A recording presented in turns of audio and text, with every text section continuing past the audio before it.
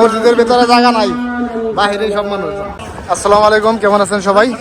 আজকে শুক্রবার, প্রবাসীদের ছুটির দিন। কি ভাইয়া রান্না হয়ে গেছাও? হ্যাঁ আগে আগে গেলি ভালো। আর আছে মাত্র 5 মিনিট, তুমি আগে কইতে চাও? হ্যাঁ এই যে ভাই 10:30 দেখছি রেডি হয়েছে, এখনো এই নাই। এই জন্য বসে পড়ছে নামাজ পড়ার জন্য মানুষজন। দেখেন মসজিদ অনেক দূরে।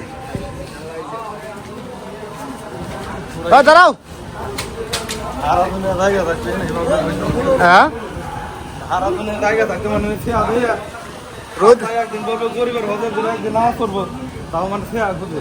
রোদ্রের ভিতরে হ্যাঁ, তার জন্য মানুষ আর কেন্দ্রে বসে রয়েছে। ওই যার একজন বসেছে, ওই যে সে আমার সোলায়ন ভাই হিরো, ওই জন্য বসে রয়েছে স্যার ভিতরে। মনে বসে থাকি যাবে, এই তো ভালো। বসে পড়তাম স্যার ভিতরে, স্যার ভিতরে বসে পড়তাম। ওই থেকে যাই, 100% থেকে যাই।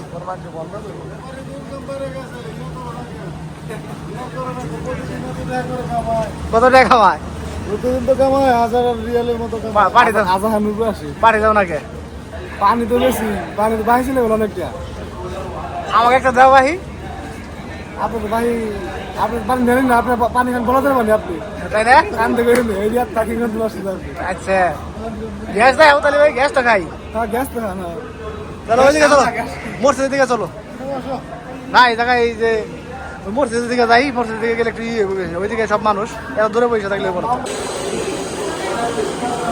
মসজিদের কাছে যাওয়া ভালো, সবাই বসে পড়ছে যার যার রুমের সামনেই।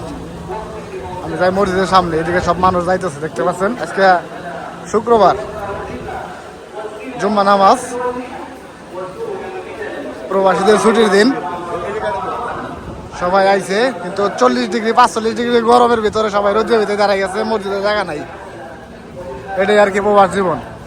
নামাজ তো পড়তে হবে, মসজিদ কাছাকাছি আছে কিন্তু জুম্মা নামাজ এটাই হয়, তো সবাই এখানেই বসে পড়ছে।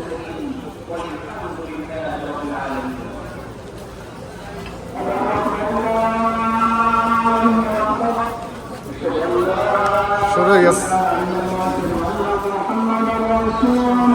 দাঁড়াই গেছে মসজিদ।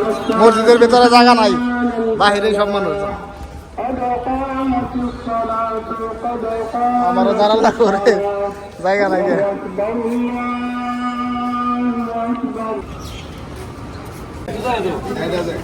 45 ডিগ্রি গরমে নামাজ পড়লাম, জুম্মা নামাজ।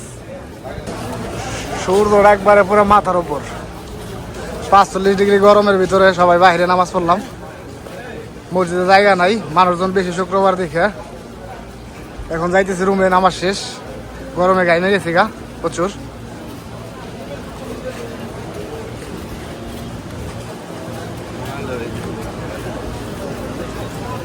তো ভালো থাকবেন সবাই।